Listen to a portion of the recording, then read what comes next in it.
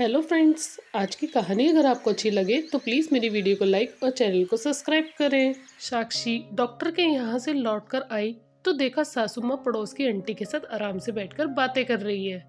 उसकी ननद अपनी किसी सहेली से मिलने गई है और ननद की बेटी रिया ने साक्षी के कमरे में उसकी अलमारी से सारी साड़ियाँ निकालकर फैला दी, जिसे देखकर साक्षी परेशान होकर रिया से बोली, बेटा ये क्या किया आपने?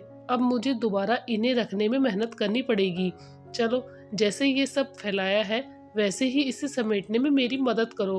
पर रिया बिना कुछ बोले गुस्से में कमरे से बाहर निकल गई। साक्षी बस उसे जाते हुए देखती रह गई। साक्षी की आजकल तबीयत ठीक नहीं रहती थी। कुछ समय से काफी कमजोरी और चक्कर आ रहे थे। पति तो नौकरी के लिए शहर से बाहर रहते थे और आजकल घर पर साक्षी की ननद भी आई हुई थी। वैसे तो बहुत अच्छी है, पर मम्मी जी अक्सर उसे उसकी बीमारी की वजह से यह सुना देती थी कि इसका तो मुंह ही बना रहता है, जब देखो तब बीमार ही बनी रहती है। मेरी बेटी को देखकर इसकी बीमारी और भी बढ़ जाती है। उसकी सास को उसकी बीमारी से कोई मतलब नहीं था। वह तो ननद ने ही जोर देकर कहा था, भाभी हमें अपना ख्याल खुद ही रखना चाहिए। हम ही स्वस्थ नहीं रहेंगे तो सभी का ख्याल कैसे रखेंगे? इसलिए आज वह खुद ही डॉक्टर को दिखाने चली गई थी। जाने से पहले सारा काम करके गई थी ताकि जब वह लौट कर आए तो थोड़ा आराम कर सके।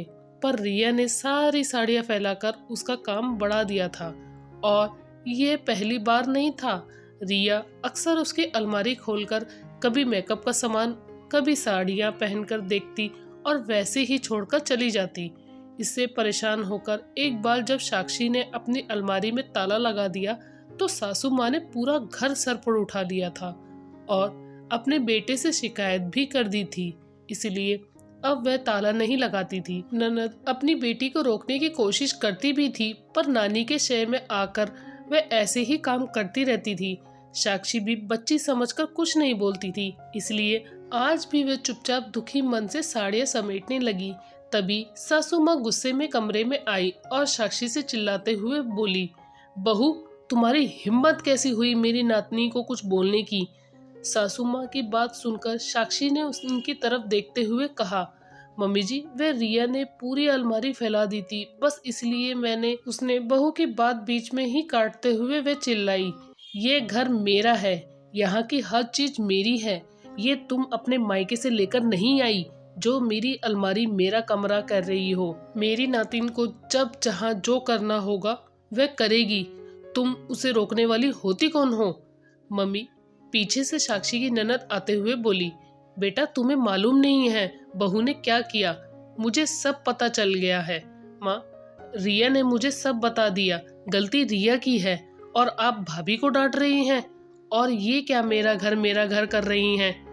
आप अपने क्या मुझे दहेज में ये घर दिया था जो आप भाभी को ये घर उनका ना होने का ताना मार रही हैं? माफ करना माँ, पर ये गलत है। आपको पता है कि भाभी की तबीयत खराब है। रिया तो बच्ची है, मैंने उसे समझाया था कि ऐसे किसी के कमरे में जाकर किसी की चीजों को हाथ नहीं लगाते।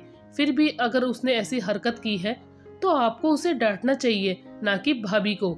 और रिया का हाथ पकड़कर आगे करते हुए बोली, बेटा अपनी मामी से माफी मांगो। तो रिया साक्षी के सामने हाथ जोड़कर रोते हुए बोली, मुझे माफ कर दो मामी, अब मैं कभी भी आपसे बिना पूछे आपकी चीजों को हाथ नहीं लगाऊंगी और ना ही ऐसी कभी सामान फैलाकर आपका काम बढ़ाऊंगी। साक्षी ने रिया को प्यार से गले लगाकर चुप कराते हुए एक बार अपनी सासू माँ की तरफ देखा, जो आज अपनी बेटी के द्वारा कही सही बात पर अभी भी हैरान होकर खड़ी रही। वह एकाएक साक्षी के सामने आकर बोली, माफी रिया क्यों, मैं भी तुझसे मांगती हूँ। हर बात में मैं तुम्हें तुम्हारे मायके का ताना मारते हुए मैंने कभी सोचा ही नहीं कि जो मैं ना लेकर आई ना अपनी बेटी को दिया, उस घर के लिए मैं तुम्हें क्यों ताना मार रही हूँ। पर आज मेरी बेटी ने मेरी आंखें खोल दी। ये घर ना मेरा है ना तेरा, अब से ये हमारा घर है, जिसमें अब सभी के लिए सिर्फ प्यार और सम्मान होगा, चाहे वे बहू हो या बेटी। और बिटिया तुम भी मुझे माफ कर दो। मेरी शह देने से ही रिया तुम्हारी सही बात ना मानकर शैतानी करती थी, पर अब से मैं भी उसकी गलती पर उसे सही बात सिखाऊंगी। माँ की बात सुनकर साक्षी की आंखों से खुशी के आंसू छलक पड़े। आज एक ननद के सही बात बोलने से उसे अपनी सास का प्यार और उसके हिस्से का सम्मान मिल गया था।